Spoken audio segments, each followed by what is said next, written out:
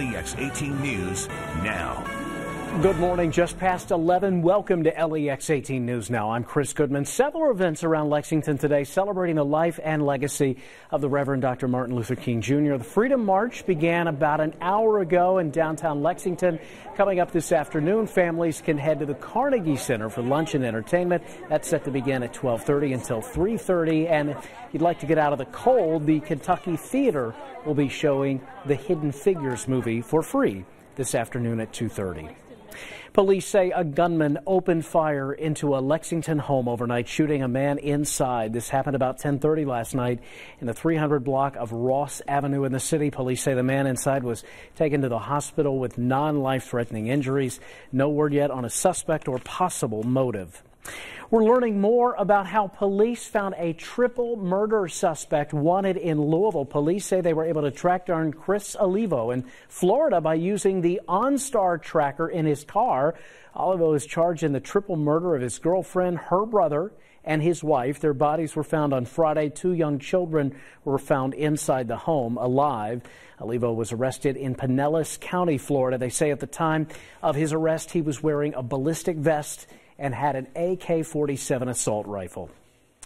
2 people have died of hypothermia in McCracken County in western Kentucky. The coroner says it's important to remember to check on your elderly loved ones and neighbors in this cold weather. For example, the sheriff's office says a 90-year-old woman fell outside while letting her dog out. Concerned neighbors called deputies. They were able to get her to a hospital for treatment. The coroner says that call may have prevented a 3rd death this weekend. Hope you can join us on air for LEX 18 News at noon. Dozens of people have been injured when an indoor balcony collapsed in Indonesia, and we have a look at the video coming up today at noon. Your LEX 18 Storm Tracker forecast is next. Ageless medical weight loss can help improve your overall health. Robert lost 107 pounds and 83 inches. He reduced his cholesterol and triglycerides levels. Ageless is a safe, affordable, medically supervised weight loss solution. Call today for a free consultation.